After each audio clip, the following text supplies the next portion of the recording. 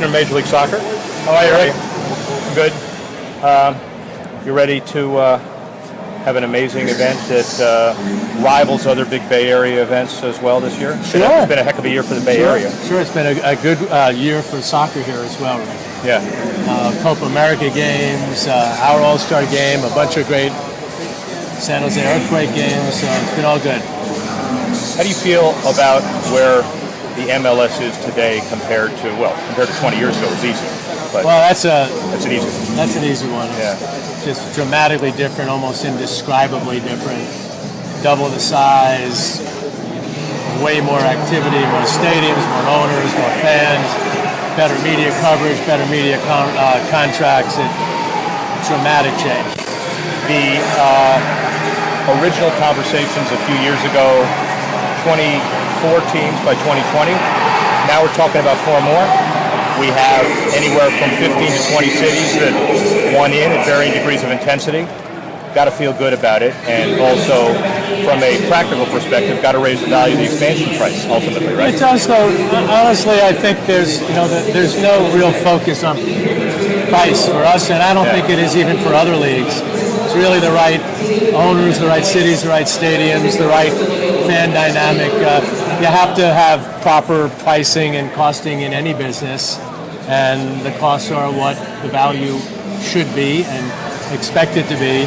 So ultimately, that's the smart way to go about it. But the real priority for us is to ensure that we have good owners in beautiful places like Avaya Stadium. And the other piece of this is you effectively are a seller's market, and you come into a perspective of a lot more cities and communities wanting your brand of soccer than 5-10 years ago. Well, then a year or 2 ago. Yeah, true. So, every year it gets more and more important, more valuable, and, with the growth of the sport in our country and the growth of our league, really, I think as a driver of the sport, expansion is an opportunity for sure. You see Forbes talking about a 52% increase in franchise value over a 2-year period, and now the average franchise nearly $150 to $200 million. What does that tell you? Is that accurate? Is that, regardless of the number, tells you that the asset you're cultivating is more valuable than it was before? Yeah. Why? Well, it speaks to all the metrics that drive value. Revenues from tickets, revenues from television contracts, merchandising, sponsorship, and all the things and ancillary events that go in and around the league. Value in almost any dynamic, unless it's an internet stock, is basically driven by business dynamics. Unless it's internet stock. Now, Facebook Live, I know you guys have a relationship with Facebook as well. And I usually rebel against any media that my 22-year-old daughter knows more about than I do. But in this case, we're doing pretty well as far as Facebook and globally, et cetera. It makes us feel somehow inadequate to deal with the whole world of social media. Yeah. We were out here for a couple of days. We met with Facebook, Google, and Apple, and did what you would expect league guys to do, which is to go out and be sure that we're connected in Silicon Valley. And you'd be surprised, Rick, there's just enormous interest in our league within the digital community. We are a league that indexes higher as a percentage of our fan base with digital mobile usage than any other league. We have been embedded in the digital community since the league started. So it's good to be here out in the Bay Area where that's so important. World Cup 2 years ago, Women's World Cup, and tremendous numbers for the final against Japan. This year's Olympics, though no American team. Copa America. No American men's team. No women. No American men's team. Very sorry. Very important. Copa America, Premier League, all of those are building blocks. Any one more important than any other? How do you capitalize on all of them? Well, it's a good question. I think, what our product is, it starts with MLS, our players, our fans, our stadiums, our media partners. But we're trying to build a soccer nation and a soccer continent in North America. And in order to do that, you have to have things like Copa America, and you have to have great World Cup clubs and nations competing. All the things that go into growing the sport, raising the water level. We got the most boats on that rising tide. So we're very focused on getting more people to just love the game. Does the commissioner look better than I do? Because I just want to make sure that we're okay. We're good? FIFA issues, transparency, things seem to be changing. We don't have to get into the legal issues. Are you more comfortable with where that is than you were a year ago? Very much so. For sure. They went through some real trauma, and there's been internal change. There's been external pressure to force that internal change, and we got a new president. FIFA, we have a new president.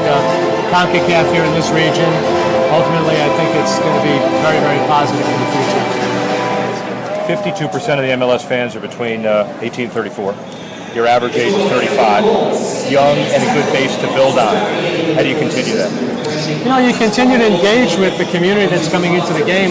That's very young. That's very millennial. But underneath them is a whole new generation of people who are growing up with the game even more so than their older brothers or their young parents have. So, there's a lot of wind in our sails demographically, and there's a lot of wind in our sails in terms of all the great things that are going on socially in our country that are going to empower us, I think, to be even bigger and better in the years to come. If you were commissioner for a day and could wave you are. What's the one thing globally, not with your league, but what's the one thing in global soccer you would like to most change or affect?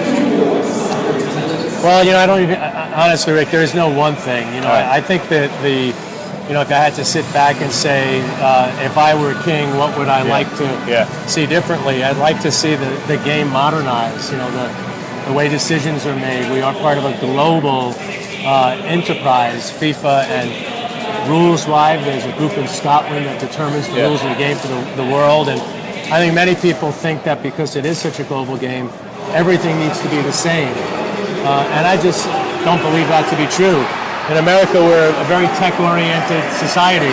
I want to have microphones in the field. I want to have GoPro cameras on the referees. I want to show replay and have video review.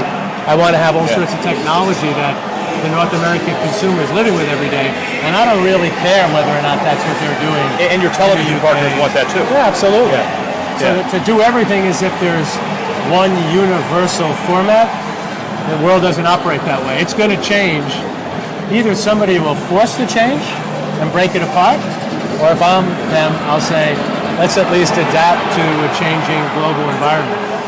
A couple more. George Mitchell had a statement and an announcement of his involvement in a new super mega event, Premier League model here. What's the nature of that kind of process? Is that going to work? It won't work. Yeah. I've told that to the founders of the tournament. I have not met George, but it won't work. There's not enough room in the schedule. We have commitments to CONCACAF for their Champions League. We're trying to get closer to Mexico and play meaningful events and meaningful interleague play. We have no interest in participating in something that an organization puts together that's done upside down. So I don't believe it'll work, and I don't believe it'll happen. Appreciate your candor.